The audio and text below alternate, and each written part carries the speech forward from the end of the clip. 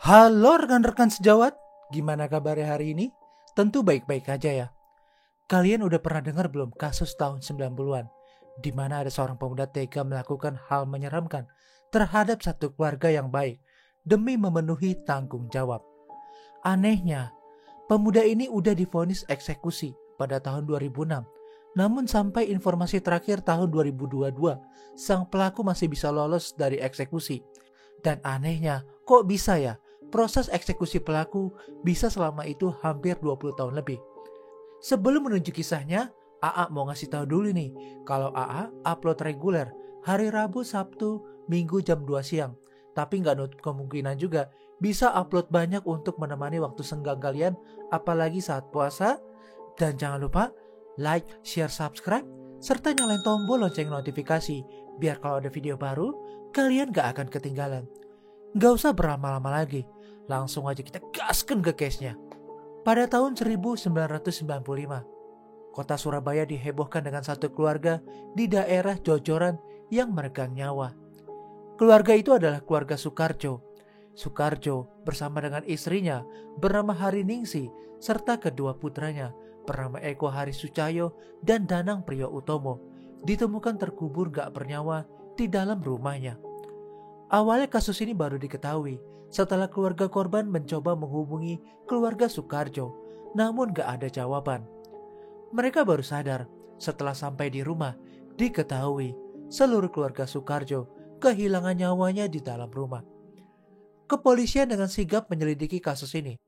Dari beberapa bukti otentik di dalam rumah korban dan keterangan dari keluarga korban serta penduduk sekitar. Alhasil, pihak berwajib berhasil menangkap sang pelaku. Pelaku tersebut bernama Sugiono atau dikenal dengan nama sapaan Sugik. Kenapa Sugik tega melakukan tindakan menyeramkan itu kepada keluarga Soekarjo? Apa motif yang menyebabkan Sugik setega itu terhadap keluarga Soekarjo? Sugik merupakan seorang pemuda berusia 26 tahun asal dusun Kebonsari, Lumajang, Jawa Timur. Ia merupakan anak bungsu dari pasangan Ponidi dan Sulastri. Ia mempunyai kakak perempuan bernama Suciati.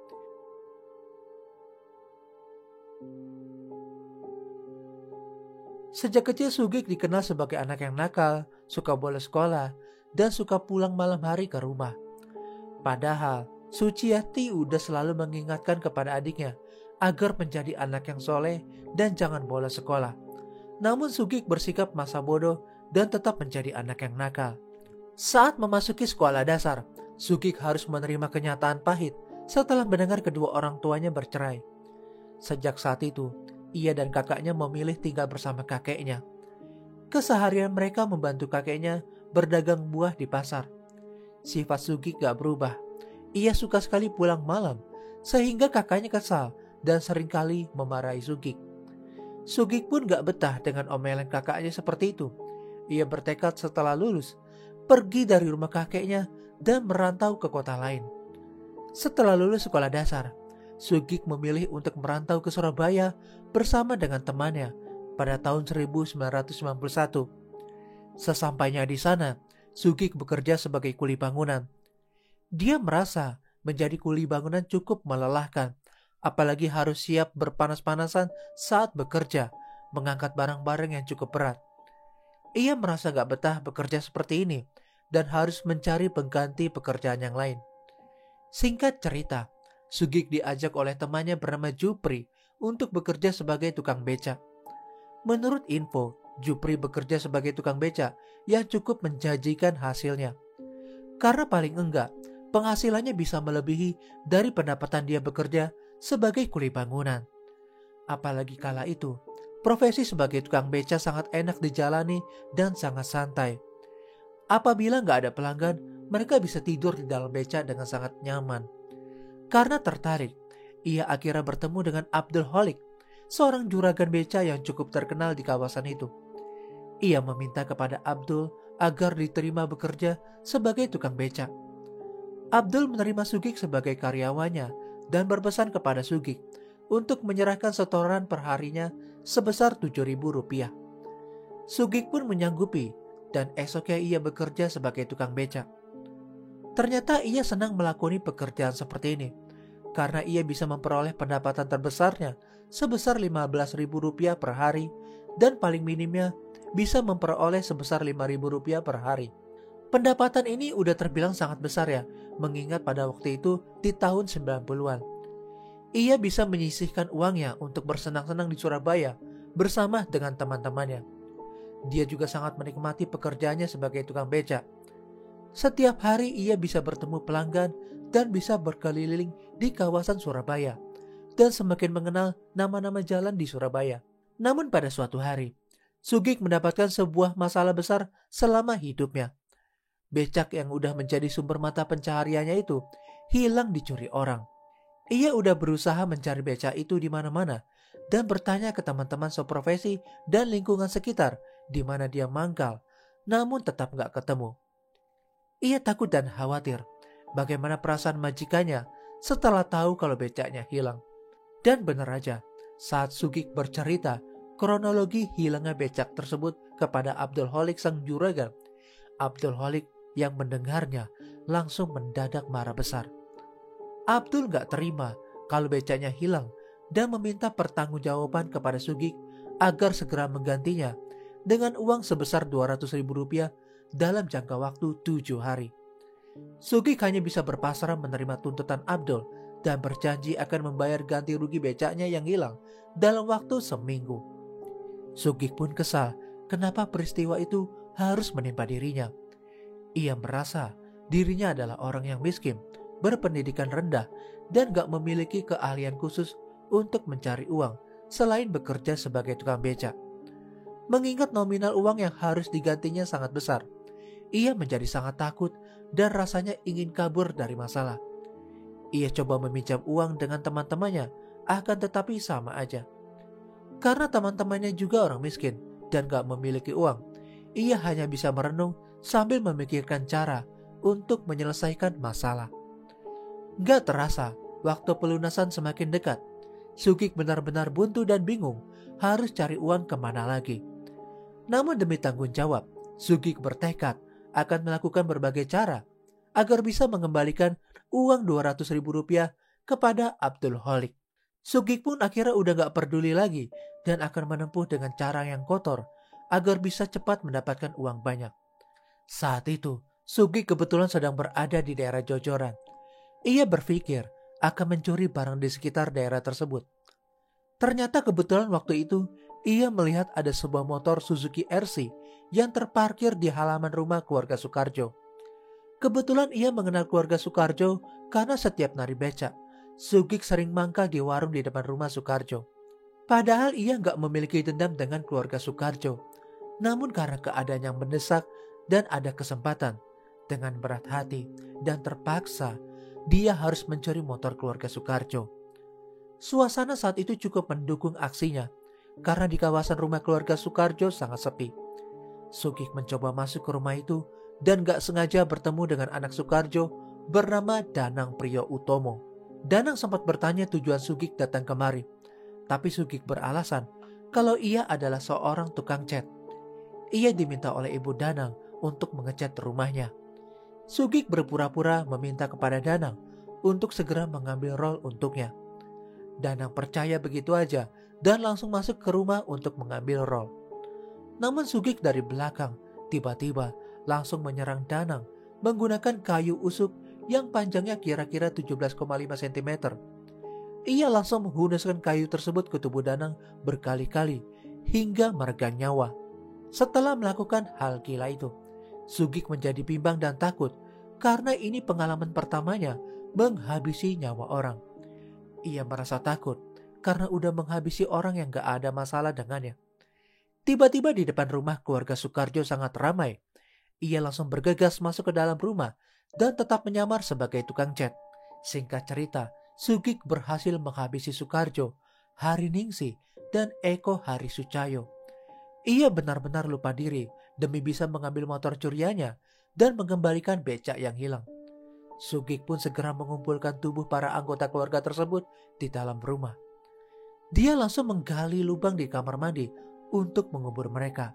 Saat menggali lubang, Sugik sempat beristirahat dan ngopi di warung dekat rumah keluarga Soekarjo. Setelah itu, Ia melanjutkan kembali menggali lubang sampai malam harinya. Namun sayangnya, galian itu masih belum selesai juga. Ia memutuskan untuk pulang ke kosannya terlebih dahulu untuk beristirahat. Sementara motor curiannya ditaruh di dalam rumah keluarga Soekarjo dan dikunci seluruh pintu rumahnya.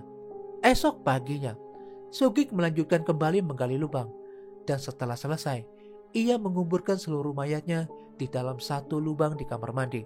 Setelah selesai dikubur, Sugik membawa kabur motor Suzuki RC dan uang sebesar Rp228.000 dari kantong celana Soekarjo. Saat kondisi sepi, ia langsung membawanya pulang untuk sampai ke rumah. Dengan percaya diri, ia bisa mengganti uang becak yang hilang ke Abdul Holik sebesar Rp200.000. Sisanya ia pakai untuk bersenang-senang dengan kupu-kupu malam di lokalisasi Gang Putat Jaya. Sementara itu ia berencana menggadaikan motornya di pasar Wonokromo. Karena keburu malam, ia berencana menggadaikan motornya di keesokan harinya. Namun saat hari berganti dan belum sempat menggadaikan motornya, Sugik langsung digerebek oleh kepolisian yang saat itu berada di kosannya pada tanggal 28 Februari 1996. Ia langsung digiring ke kantor kepolisian untuk diinterogasi lebih lanjut. Ia pun akhirnya mengakui semua perbuatannya karena lantaran untuk mengganti becak yang hilang. Saat dibawa ke meja hijau, keputusan pengadilan pada saat itu berjalan dengan sangat alot.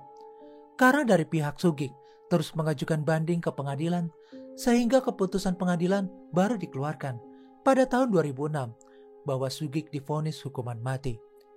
Kini Sugik hanya bisa menyesali perbuatannya di jeruji besi. Sugik sempat memohon ampun kepada keluarga korban, yaitu kakak Soekarjo. Namun permintaan maafnya ditolak karena kakaknya menilai ini perbuatan yang sangat gila dan gak bisa dimaafkan. Bahkan kakaknya menantang akan membuat perhitungan kepada Sugik. Sugik pun menjawab dengan lantang menerima tantangan tersebut dan menantang balik kepada kakak Soekarjo jika ia berani. Selama dalam di penjara, Sugik hanya bisa menyesali perbuatannya dan menghayal ingin pulang ke kampung dan bisa menjalani hidup dengan baik. Sugik juga punya hubungan baik dengan para napi yang lain. Menurutnya, ia hidup di penjara dengan aman karena perbuatannya gak melakukan pelecehan. Apabila ada napi yang bersalah karena pelecehan, biasanya akan dihajar habis-habisan oleh para napi di penjara. Setelah itu, Sugik tetap mengajukan banding hingga mengajukan gerasi ke presiden pada akhir tahun 2013.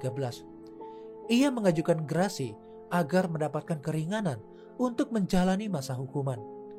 Ia nggak bisa dieksekusi karena aturan dari kejaksaan. Apabila terpidana mengajukan gerasi, pengadilan harus menunggu jawaban dari presiden. Pada tahun 2015, Sugik menerima jawaban dari Presiden Jokowi bahwa permintaan gerasinya ditolak. Selama menjalani tahanan selama 20 tahun, pada tahun 2016, Sugik gagal menjalani eksekusi karena ia harus menjalani perawatan intensif oleh kedokteran. Ia menjalani perawatan berkali-kali di dalam penjara. Hingga pada tahun 2019, ia batal dieksekusi karena kepolisian menyatakan bahwa Sugik mengalami gangguan ODGJ.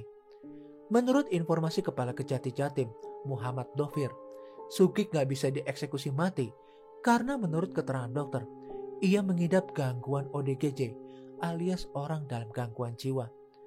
Dovir menjelaskan, syarat napi yang menjalankan eksekusi mati harus dalam kondisi waras karena sebelum melakukan eksekusi, napi akan diberikan kesempatan untuk menyampaikan pesan terakhir.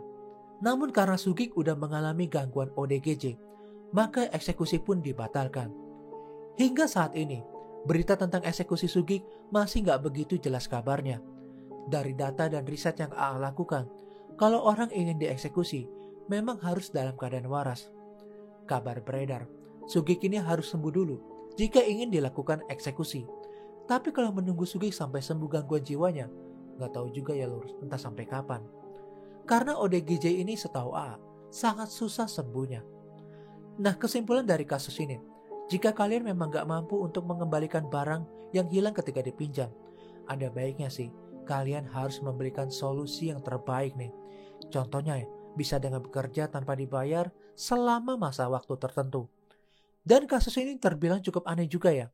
Kenapa baru bertahun-tahun setelahnya di penjara, si Sugeng ini malah mendapatkan status ODGJ alias orang dalam gangguan jiwa. Tapi ya, begitulah hukum di negeri ini. Dan kalau menurut kalian gimana nih tanggapannya tentang kasus ini? Coba komentar di bawah ya. Oh ya, AA mau mengucapkan terima kasih karena udah mau stay dan nonton di sini. Semoga dengan adanya kisah ini, kalian bisa ambil hikmahnya ya lur. I'm Jurnal AA, and still next time, stay safe ya lur.